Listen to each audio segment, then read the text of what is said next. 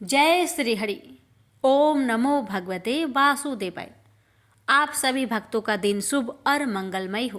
प्यारे भक्तों, आज इस वीडियो में आप सभी श्रवण करेंगे पौष मास की कृष्ण पक्ष में पड़ने वाली सफला एकादशी व्रत की 5 महापुण्य फल प्रदान करने वाली कथा। इन कथाओं को सुनकर अपना व्रत को पूर्ण करें।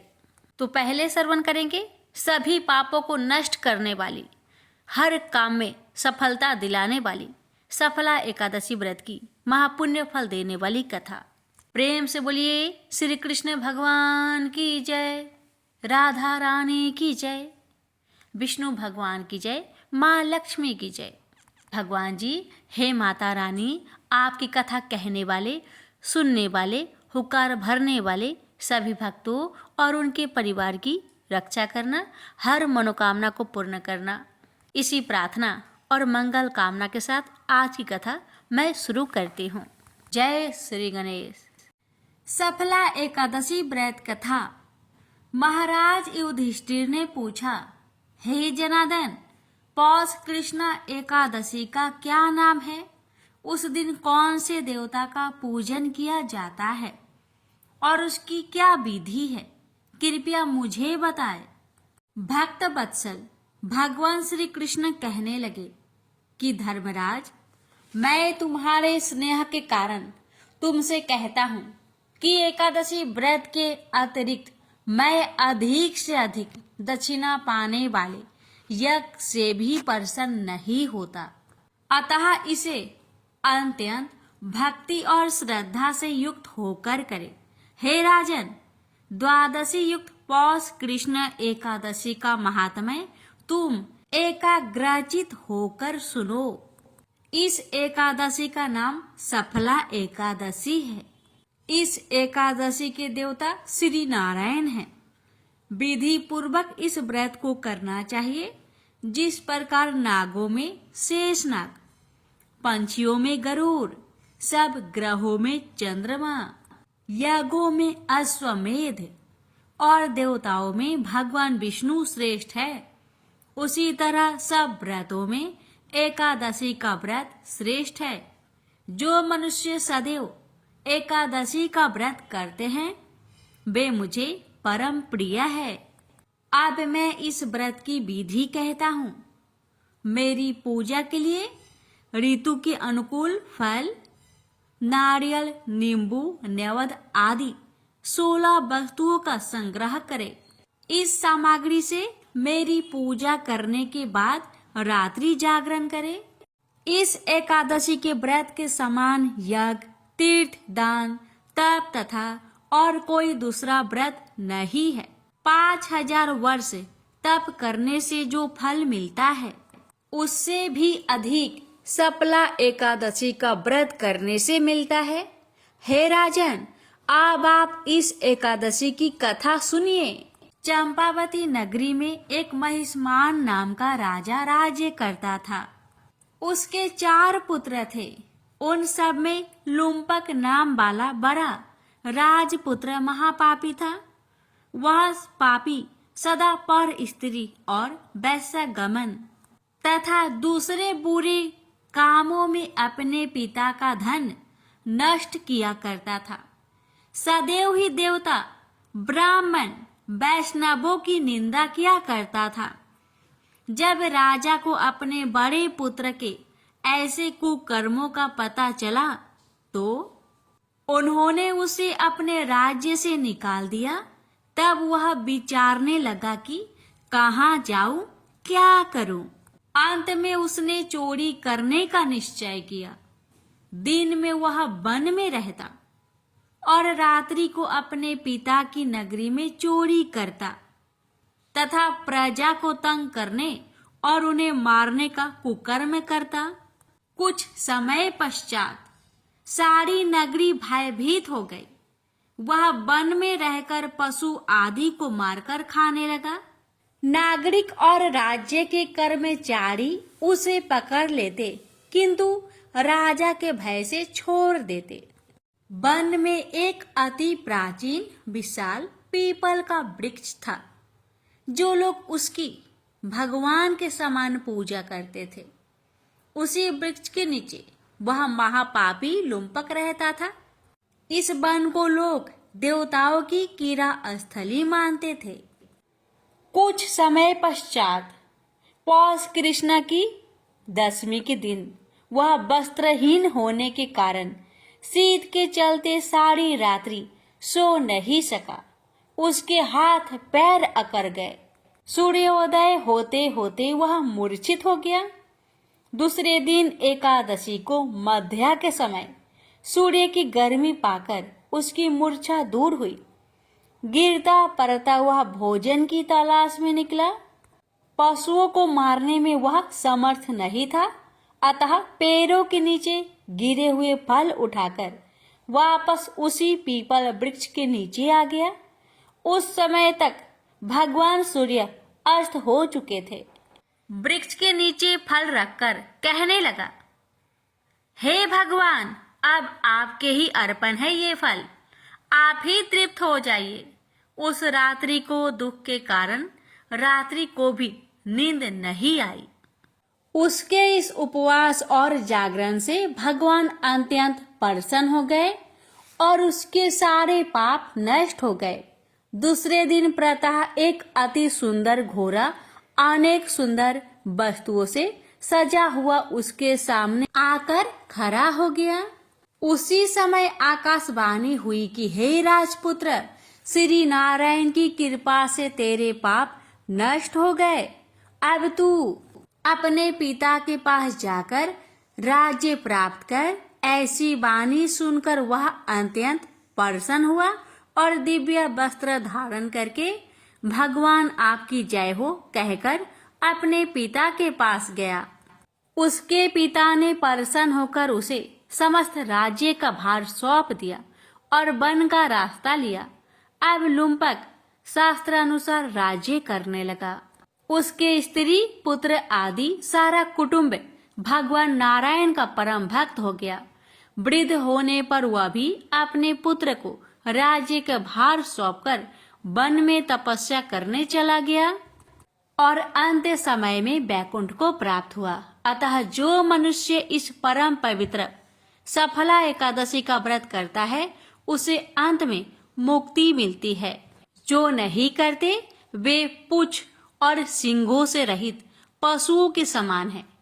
इस सफला एकादशी के महात्म्य को पढ़ने से अथवा श्रवण करने से मनुष्य को अश्वमेध यज्ञ का फल मिलता है।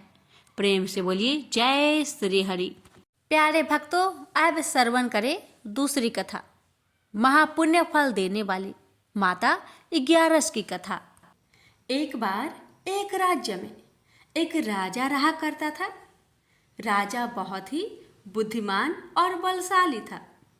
राजा सदैव अपनी प्रजा का बहुत अच्छे से ध्यान रखता था। प्रजा भी अपने राजा को बहुत पसंद करते थे। राजा की 2 बेटियां थी। राजा अपनी दोनों बेटियों से बहुत प्रेम करता था। राजा की छोटी बेटी देखने में बहुत सुंदर और आकर्षण थी और राजा की बड़ी छोटी बेटी के मुकाबले थोड़ा कम सुंदर थी। राजा की छोटी बेटी 11 माता की पूजा किया करती थी और सभी लोग राजा की छोटी बेटी से बहुत प्रेम करते थे और बहुत प्रशंसा किया करते थे। राजा भी अपनी छोटी बेटी को बड़ी बेटी से अधिक प्रेम करता था, जिस कारण राजा की बड़ी बेटी को अपनी छोटी बहन से बहुत नफरत होने लगी थी। राजा की दोनों बेटियां जब बड़ी हो गई तब एक पड़ोस राज्य में रहने वाला राजकुमार राजा की बड़ी बेटी के लिए रिश्ता लेकर आया। लेकिन जैसे ही उस राजकुमार की नज़र राजा की छोटी बेटी पर पड़ी तो वह राजकुमार राजा की छोटी बेटी पर आकर्षक हो गया और उससे पहली नज़र में ही प्रेम कर बैठा। उस राजकुमार ने राजा की बड़ी बेटी के साथ विवाह करने से मना कर दिया और उसने राजा से कहा कि मैं आपकी छोटी बेटी से विवाह करना चाहता हूँ। जिसके बाद राजा की बड़ी बेटी यह देखकर अपनी छोटी बहन से बहुत क्रोधित हो गई और राजा की बड़ी बेटी ने अपनी छोटी बहन को अपना सबसे बड़ा दुश्मन मान लिया। राजा की बड़ी बेटी ने अपनी छोटी बहन से बदला लेने का निर्णय लिया, जिसके लिए उसने अपनी छोटी बहन को जान से मारने का प्लान बनाया। राजा की बड़ी बेटी ने अपनी छोटी बहन को मारने के लिए सबसे पहले एक लड्डू में जहर मिलाकर अपनी छोटी बहन को दे दिया और उसको लड्डू खाने के लिए कहा। लेकिन लड्डू खाने के बाद भी छोटी बहन को कुछ नहीं हुआ। बड़ी बहन यह देखकर बहुत आश्चर्यचकित हो गई, लेकिन बड़ी बहन ने हार नहीं मानी और उसने जब रात में छोटी बहन अपने कमरे में सो रही थी तब एक मटके में सांप रखकर उस कमरे में छोड़ दिया। लेकिन सांप भी छोटी बहन का कुछ नहीं कर पाया, जिसके बाद बड़ी बहन ने अपनी छोटी बहन से कहा कि चलो हम लोग कुएं में से पानी भरकर लाते हैं, जिसके लिए वह अपनी छोटी बहन को पानी भरने के बहाने कुएं के पास ले गई और उसने अपनी छोटी बहन को कुएं में धक्का दे दिया। लेकिन छोटी बहन को तब भी कुछ नहीं हुआ, क्योंकि हर बार 11 माता उसकी रक्षा कर रही थी और उधर बड़ी बहन अपने सारे प्रयासों के बाद असफल हो रही थी, जिससे वह बहुत क्रोधित होती जा रही थी। फिर उसने अपनी छोटी बहन के पास जाकर उससे खुद ही पूछा कि मेरी छोटी बहन, तुमको पता है भगवान ने सबकी मृत्यु एक निश्चित समय पर लिखी हुई है और कैसे तुम्हारी मृत्यु होगी, क्या यह तुम जानती हो? तब छोटी बहन ने अपनी बड़ी बहन को बताया कि हाँ, मैं तो जानती हूँ मेरी मृत्यु कैसे होगी। छोटी बहन से यह सुनकर बड़ी बहन मन ही मन बहुत प्रसन्न होने लगी और उसने अपनी छोटी बहन से कहा कि तो मुझे अपनी मृत्यु का राज बताओ। छोटी बहन ने अपनी बड़ी बहन से कहा कि मेरी मृत्यु तो एक तोते में है, जो तोते के गले में एक हार है, उससे मेरी मृत्यु होगी। जब कोई भी व्यक्ति तोते को मारकर वह हार अपने गले में पहनेगा तो मैं मूर्छित हो जाऊंगी, और जैसे ही उस हार को अपने गले से उतारेगा तो मैं वापस से जीवित हो जाऊंगी। अपनी छोटी बहन की मृत्यु का राज जानकर बड़ी बहन बहुत ही खुश हो गई और उसने अपनी छोटी बहन को मारने के लिए उसके पालतू तोते को ढूंढना शुरू कर दिया और छोटी बहन को इस बात का आभास हो गया था कि कोई उसकी जान लेना चाहता है, जिसके लिए वह अपने पिताजी के पास गई और उसने अपने पिताजी से कहा कि पिताजी, मेरी मृत्यु के बाद आप मुझे जलाइएगा मत, बल्कि आप मुझे अपनी पुरानी वाली हवेली में एक पलंग में लिटाकर छोड़ दीजिएगा। अपनी छोटी लड़की की यह बात सुनकर राजा बहुत आश्चर्यचकित हो गए। राजा ने अपनी छोटी बेटी से पूछा, बेटी, तुम ये क्या कह रही हो? तब राजा की छोटी बेटी ने बताया, पिताजी, समय किसी के लिए नहीं रुका है, कब क्या हो जाए किसी को कुछ पता नहीं है। और फिर राजा ने अपनी छोटी बेटी से कहा कि तुम ऐसी बातें क्यों कर रही हो? 3 दिन में तो तुम्हारा विवाह है। लेकिन छोटी बेटी ने अपने पिताजी को ऐसा करने पर मजबूर कर दिया और उनसे वचन ले लिया। राजा ने भी अपनी छोटी बेटी की बात स्वीकार कर ली और 2-3 दिनों के बाद जब शादी का समय आया तब राजकुमार बारात लेकर राजा के घर आया और राजकुमार और राजा की छोटी बेटी का विवाह शुरू हो गया।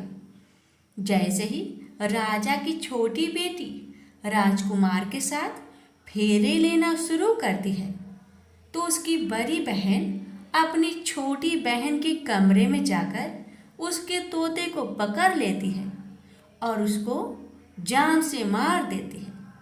तोते के गले में जो हार था उसको अपने गले में धारण कर लेती है।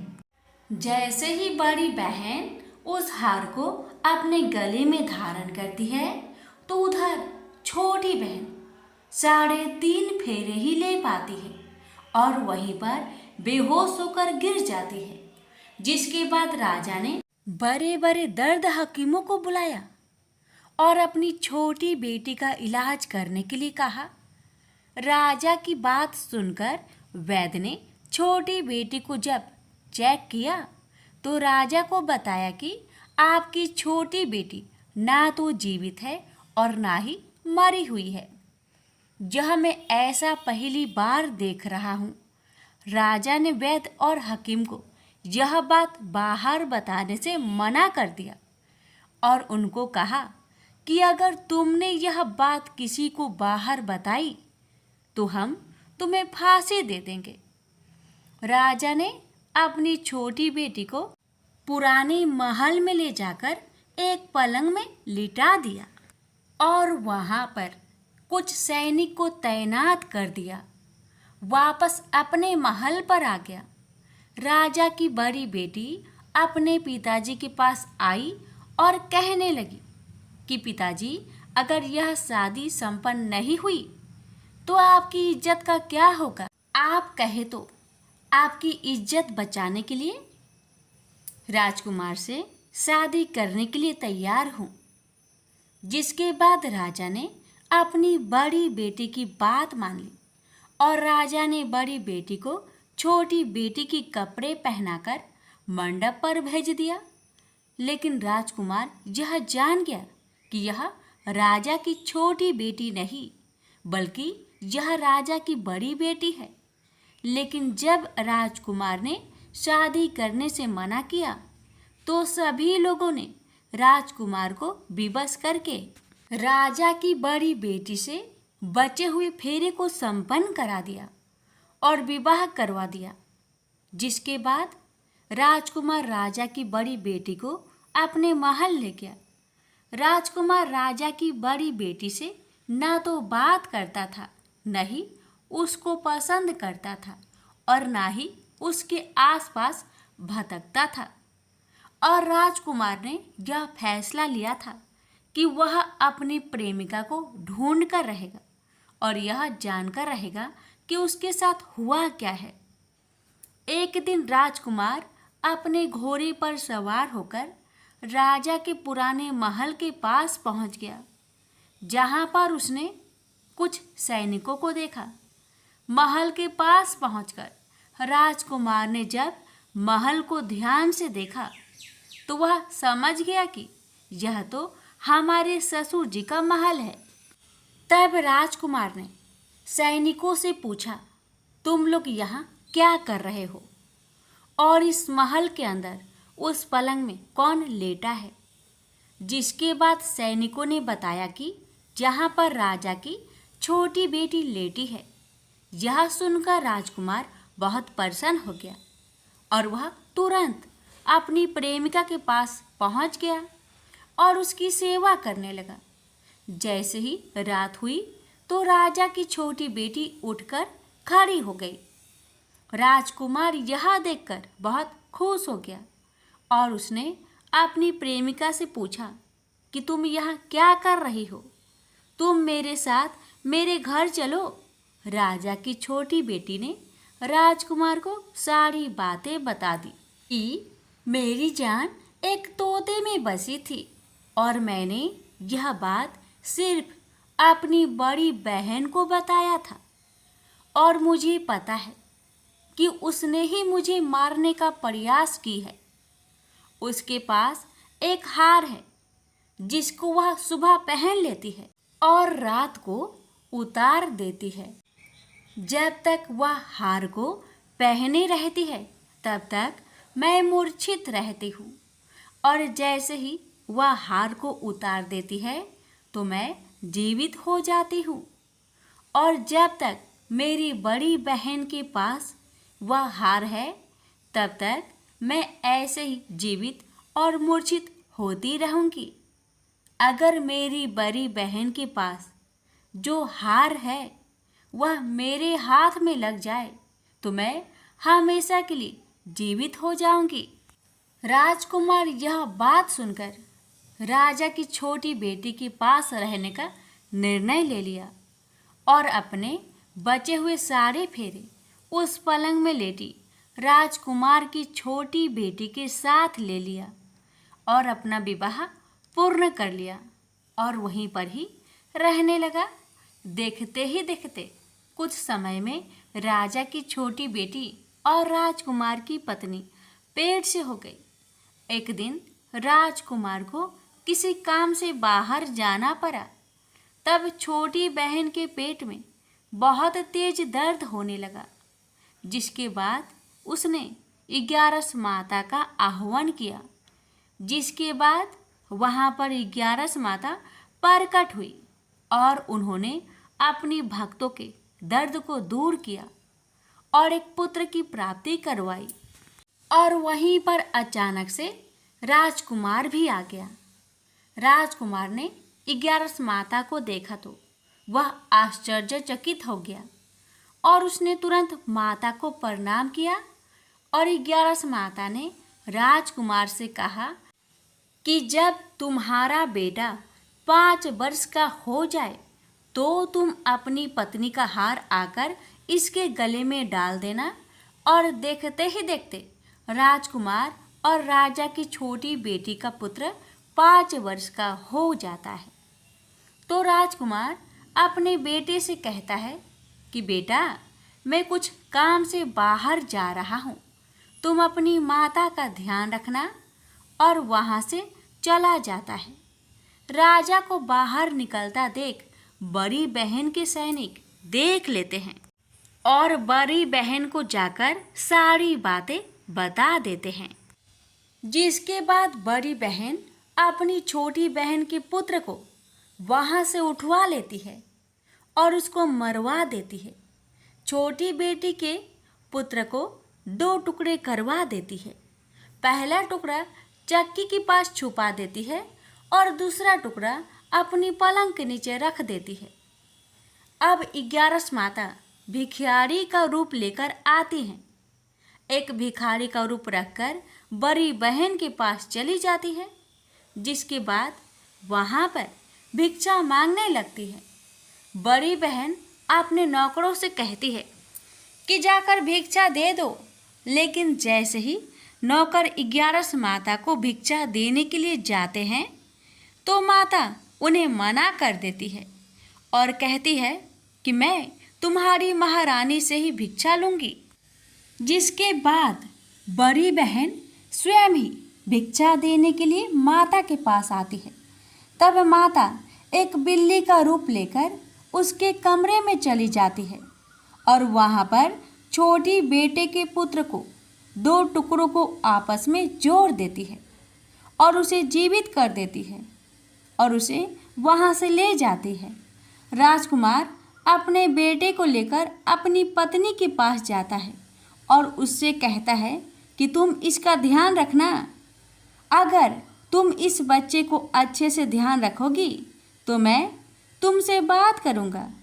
एक दिन राजकुमार अपने बच्चे से कहता है कि तुम मम्मी से उनके गले का हार मांग लो।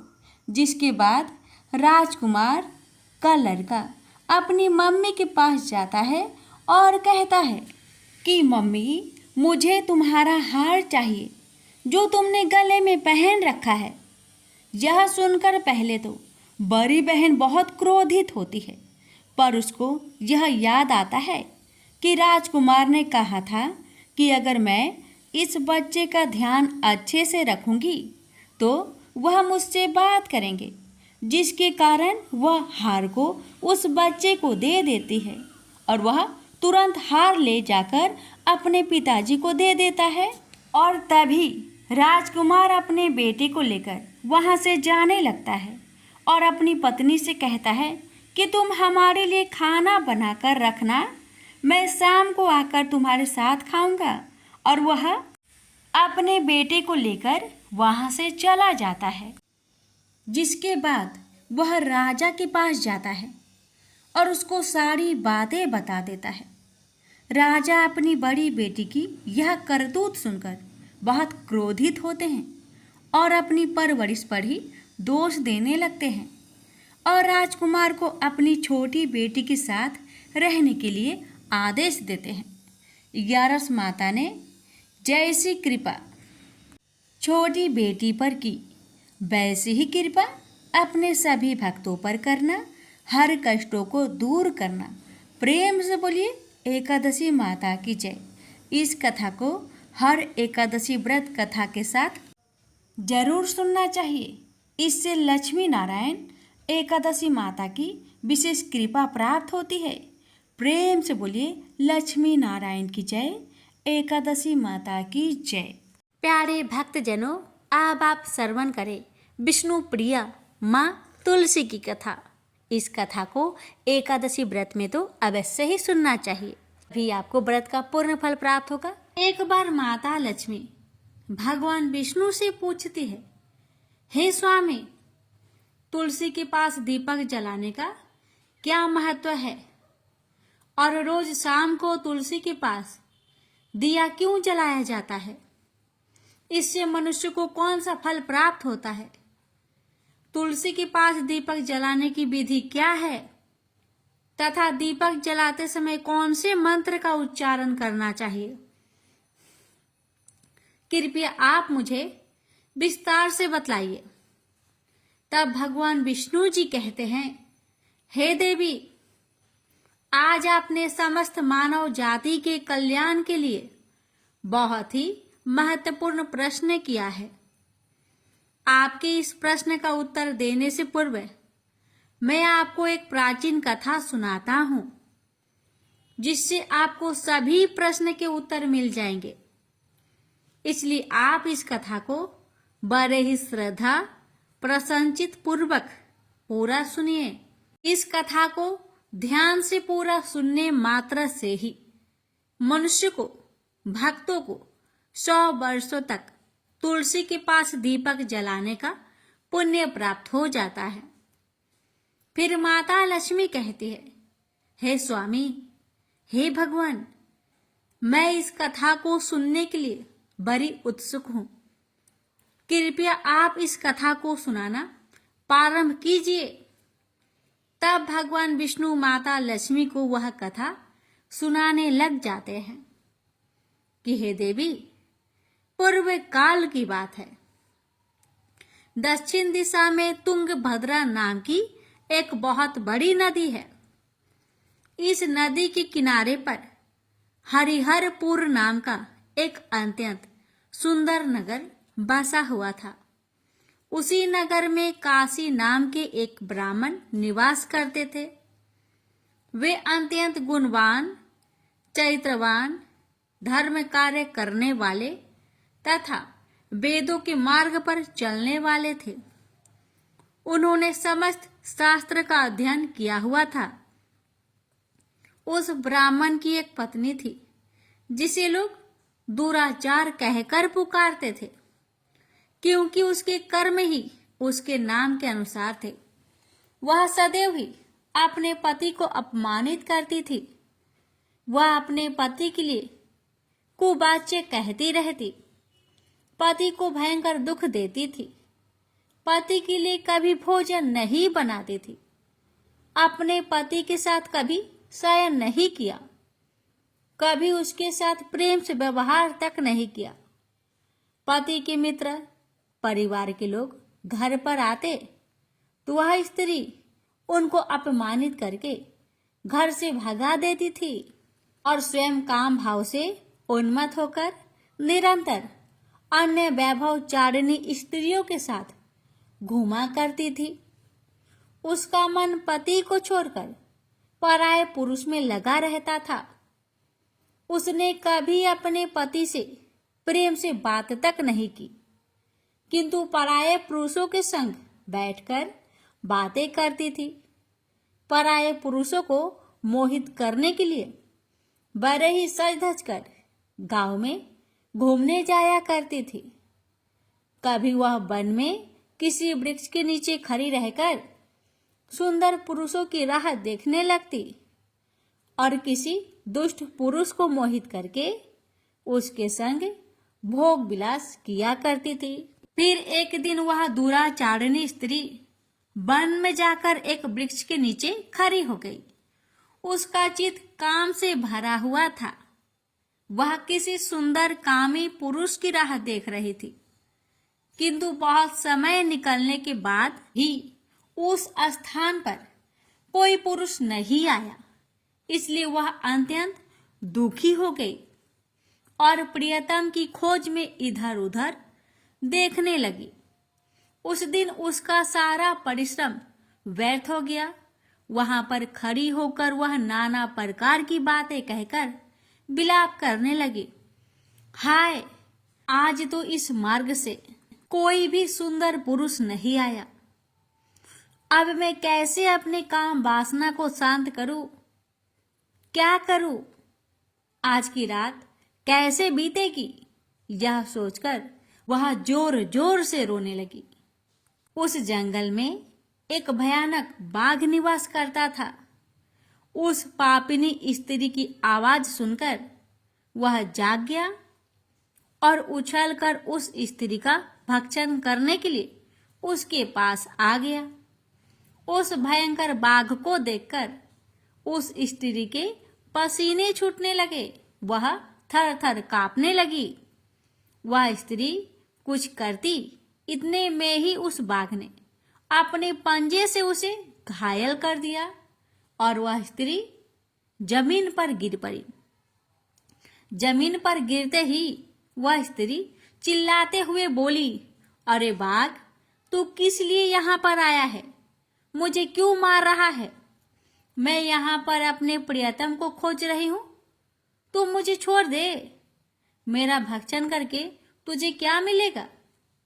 उस स्त्री की बात सुनकर वह भयानक बाघ क्षण भर के लिए रुक गया और हंसते हुए बोला, ए दुष्टा, आज विधाता ने मुझे मेरा ग्रास नियुक्त किया है।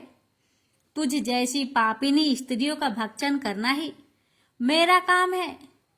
तभी मुझे इस शरीर से मुक्ति मिलेगी। बाघ की बात सुनकर वह स्त्री कहने लगी, हे बाघ, तुम कौन हो? मुझे सच सच बताओ, तुम्हें किस कारण से बाघ की योनि में जन्म लेना पड़ा और तुम मुझ जैसी स्त्रियों का भक्षण क्यों करते हो? पहले मुझे सारी बात बताओ और फिर मेरा भक्षण करो। फिर बाघ कहने लगा, हे पापिनी, मैं तुझे मेरे पूर्व जन्म का वृत्तांत सुनाता हूँ कि किस कारण मुझे बाघ बनना पड़ा। पूर्व काल में दक्षिण देश में एक नदी थी। उस नदी के तट पर एक नगरी बसी हुई थी। उस नगरी में मैं निवास करता था। मैं एक ब्राह्मण का पुत्र था और नदी किनारे बैठकर यज्ञ आदि कार्य किया करता था। मैंने उस जन्म में अनेक पापियों के लिए यज्ञ किया। उन पापियों के घर का भोजन किया। मैंने धन के लोभ से अनेक पापियों के लिए कार्य किए। जिन वस्तुओं का दान ब्राह्मण को नहीं लेना चाहिए, उन वस्तुओं का दान मैंने ग्रहण किया और दूसरों से धन लेता था, लेकिन कभी वापस नहीं करता था। इस प्रकार से पाप करते हुए मुझे बहुत साल बीत गए और मैं बूढ़ा हो गया। मेरे बाल दाढ़ी सब सफेद हो गए, आंखें सूज गई, मुंह के सारे दांत गिर गए, लेकिन फिर भी मेरी दान लेने की आदत नहीं छूटी और मैं पाप करता गया। फिर एक दिन मैं धन के लोभ से नदी किनारे गया और अन्य धूर्त ब्राह्मणों के साथ मिलकर हमने लोगों को ठगा। झूठे मंत्र का कथन बोलकर हमने बिना विधि विधान से किए ही देवी देवताओं का पूजन किया और बहुत सारा धन दान में ले लिया। फिर उसी स्थान पर एक बीमार कुत्ते ने मेरे पैर में काट लिया और मैं मूर्छित होकर गिर पड़ा। उसी क्षण मेरे प्राण भी चले गए। फिर यम के दूत उस स्थान पर प्रकट हुए और मुझे पकड़कर यमपुरी ले गए। वहां पर यमराज ने चित्रगुप्त से मेरे कर्मों का लेखा जोखा निकालने के लिए कहा। फिर चित्रगुप्त कहने लगे, हे धर्मराज, इस ब्राह्मण ने घोर पाप किए हैं। इसने दूसरे से झूठ कहकर धन लूटा है। विधि विधान से पूजा ना करके झूठ मंत्र बोलकर भगवान का अपमान किया है। इसलिए यह पापी ब्राह्मण केवल नरक ही जाने के योग है। फिर यमराज ने अपने दूतों को आदेश देकर मुझे नरक की अग्नि में डाल दिया। अनेक वर्षों तक नरक की सजा भोगने के बाद मुझे बाघ का शरीर प्राप्त हुआ और मैं इस दुर्गम वन में निवास करने लगा। मैं अपने पूर्व जन्म के पापों को याद करके कभी भी कोई भी महात्मा पुरुष या फिर साधु संत हो, सती स्त्रियों का मैं भक्षण नहीं करता हूँ। मैं केवल पापी, दुराचारिणी तथा उल्टा स्त्रियों का ही भक्षण करता हूँ ताकि मुझे पाप से मुक्ति मिल जाए। इस प्रकार से उस बाघ ने अपने पूर्व जन्म का पूरा कथा उस पापिनी को सुना दिया और फिर उस स्त्री से कहने लगा, हे पापिनी, तेरे आचरण से तू उल्टा दिखाई पड़ती है। अपने पति को छोड़कर तू इस वन में अन्य पुरुष के साथ भोग विलास करने आई है। इसलिए आज तो तू मेरा ग्रास अवश्य बनेगी। इतना कहकर उस बाघ ने अपने तीक्ष्ण नाखून से उस पापिनी स्त्री के टुकड़े टुकड़े करके उसे खा लिया। फिर उस स्थान पर यम के दूत प्रकट हुए और उस पापिनी स्त्री को उठाकर यमपुरी ले गए। वहां पर उसे यमराज के सामने खड़ा किया गया। फिर चित्रगुप्त ने उस स्त्री का लेखा जोखा निकालते हुए यमराज जी से कहने लगे, हे धर्मराज, यह स्त्री तो अत्यंत पापिनी है। इसने घोर पाप किए हैं। इसने व्यभिचार किया है। इसने अपनी पति की कभी सेवा नहीं की। अपने पति को भूलकर पराये पुरुषों के संग भोग विलास किया करती। उसके पाप को सुनकर यमराज जी ने उस स्त्री को अग्नि से भरे हुए कुंडों में डालने का आदेश दिया। अनेक वर्षों तक उसे उस कुंड में पकाया गया। फिर उसे निकालकर दूसरे नरक में डाल दिया गया। इस प्रकार से उसे अनेक वर्षों तक अलग अलग नरकों में डाला गया और नरकों में डालने के बाद वह महापापी स्त्री पुनः पृथ्वी लोक पर आकर चांडाल के रूप में उत्पन्न हुई। चांडाल के घर में जन्म लेकर वह फिर से अनेक पाप करने लगी, व्यभिचार करने लगी, अनेक पापी पुरुषों के संग विहार करने लगी। कुछ समय बाद पूर्व जन्म के पापों के कारण उसे कोढ़ का रोग हो गया और वह भयानक पीड़ा सहन करने लगी। उसका अंग अंग जलने लगा। उसके नेत्रों में पीड़ा होने लगी। इस दुख को सहन करती हुई अपना जीवन को बिता रही थी। फिर एक दिन वह तीर्थ में स्नान करने के उद्देश्य से अनंतपुरा में चली गई। वहां पर वह एक आश्रम के बाहर निवास करने लगी। वहां उस आश्रम में एक तुलसी जी का पौधा था। अन्य स्त्रियों को वहां पर तुलसी जी के पास दीपक जलाते हुए देखकर उस महापापी स्त्री ने भी वही किया। उसने तुलसी जी के पौधे के पास जाकर एक घी का दीपक जला दिया। फिर उसी रात हृदयघात से उसकी मृत्यु हो गई और यमराज के दूत उसे लेने के लिए आ गए। जैसे ही यम के दूत उस पापी स्त्री को पास में बांध कर ले जाने लगे, वैसे ही भगवान विष्णु के दो पार्षद उस स्थान पर प्रकट हुए और उन्होंने उन दोनों को रोक लिया और कहने लगे, हे दूतों, इस स्त्री को तुम छोड़ दो, यह नरक जाने की योग्य नहीं है। तुम किसके आदेश से ऐसा अधर्म कर रहे हो?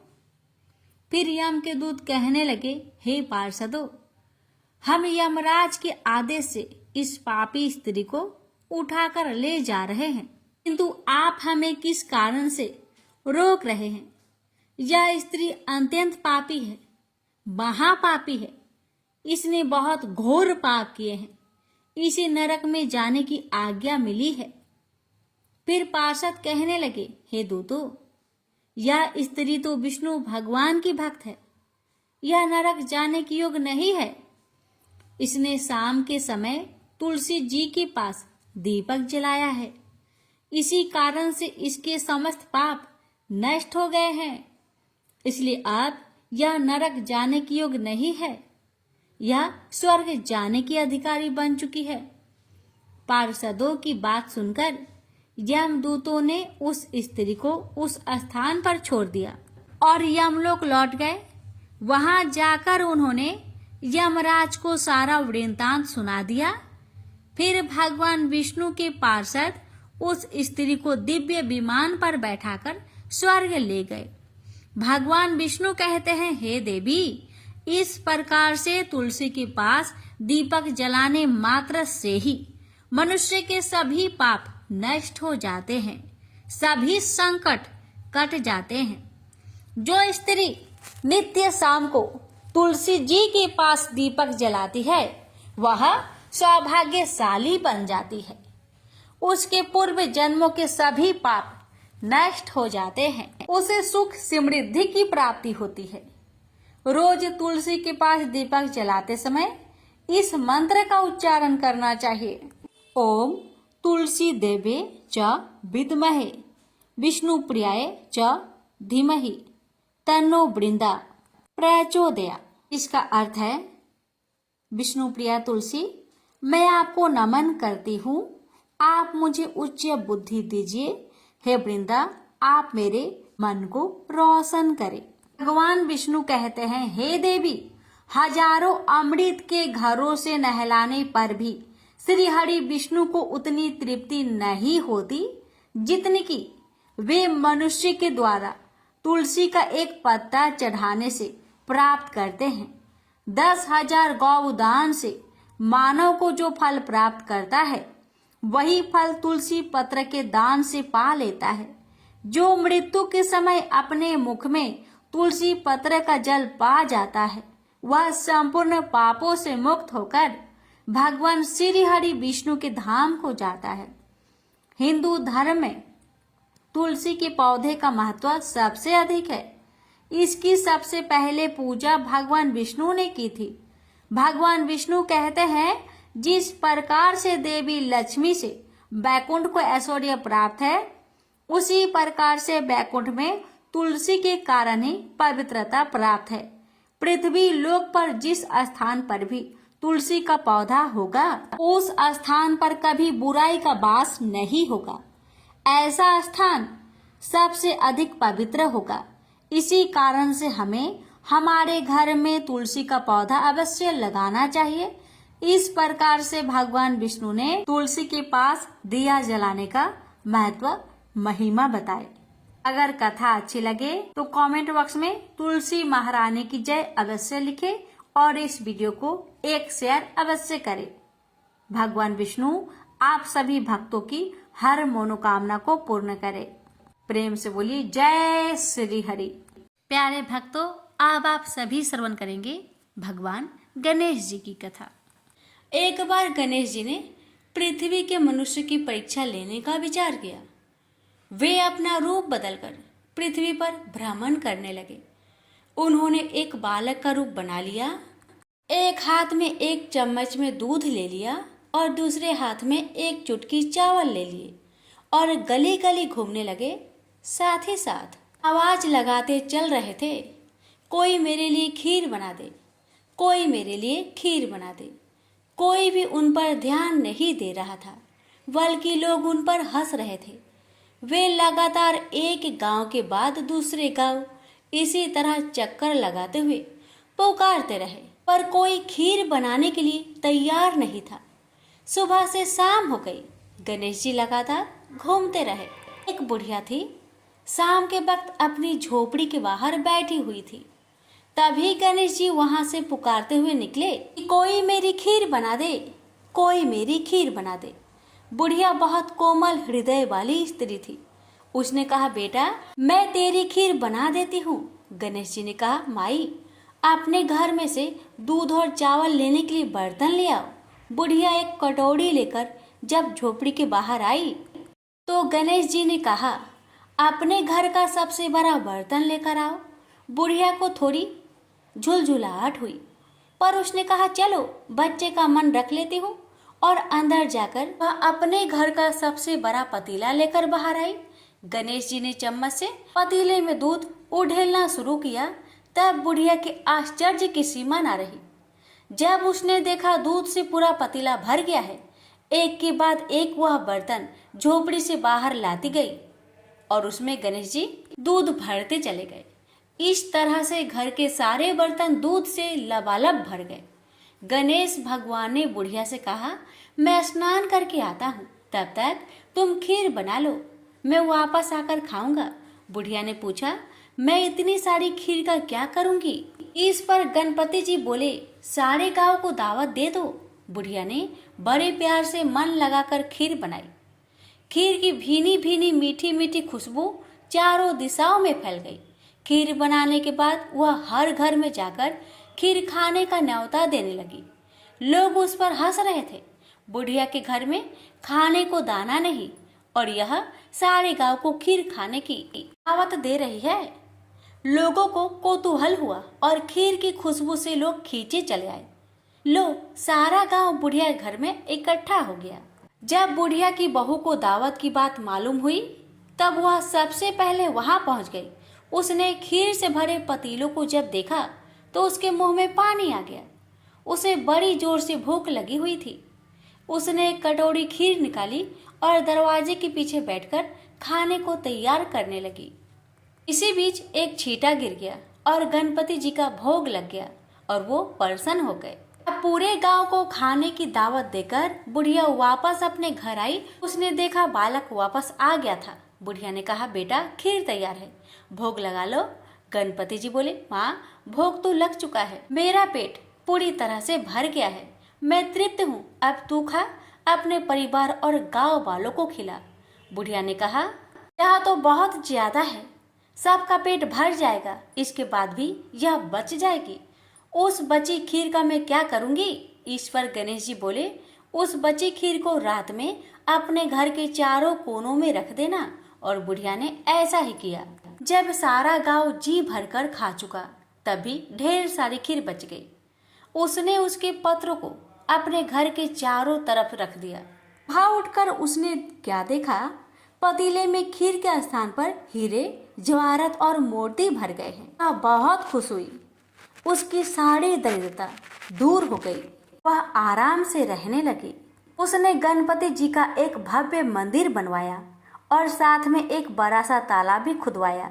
इस तरह उसका नाम दूर दूर तक प्रसिद्ध हो गया। उस जगह वार्षिक मेले लगने लगे।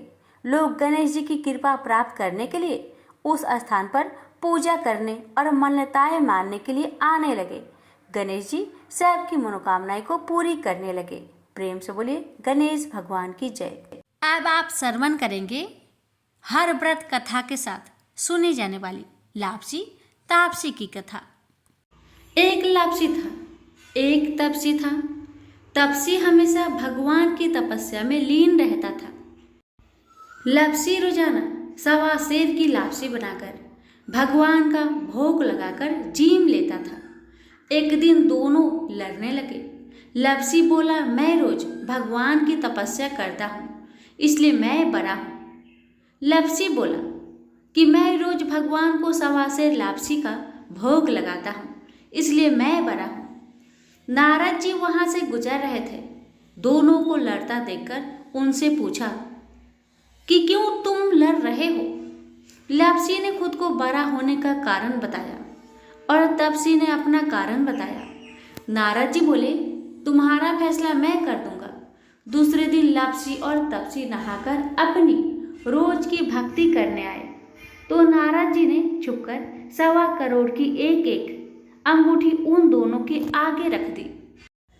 तपसी की नजर जब अंगूठी पर पड़ी तो उसने चुपचाप अंगूठी उठाकर अपने नीचे दबा ली। लापसी की नजर अंगूठी पर पड़ी लेकिन उसने ध्यान नहीं दिया।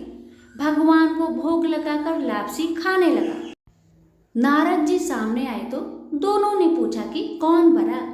तो नारद जी ने तपसी को खड़ा होने को कहा। वो खड़ा हुआ तो उसके नीचे दबी अंगूठी दिखाई पड़ी। नारद जी ने तपसी से कहा, तपस्या करने के बाद भी तुम्हारी चोरी करने की आदत नहीं गई, इसलिए लापसी बड़ा है और तुम्हें तुम्हारी तपस्या का कोई भी फल नहीं मिलेगा। तपसी शर्मिंदा होकर माफी मांगने लगा। उसने नारद जी से पूछा, मुझे मेरी तपस्या का फल कैसे मिलेगा। नारद जी ने कहा, यदि कोई गाय और कुत्ते की रोटी नहीं बनाएगा तो फल तुझे मिलेगा। यदि कोई ब्राह्मण को भोजन करवाकर दक्षिणा नहीं देगा तो फल तुझे मिलेगा। यदि कोई साड़ी के साथ ब्लाउज नहीं देगा तो फल तुझे मिलेगा। यदि कोई दिए से दिया जलाएगा तो फल तुझे मिलेगा। यदि कोई सारी कहानी सुने लेकिन तुम्हारी कहानी नहीं सुने तो फल तुझे मिलेगा। उसी दिन से हर व्रत कथा कहानी के साथ लापसी तपसी की कहानी भी सुनी और कही जाती है। प्रेम से बोलिए लक्ष्मी नारायण की जय।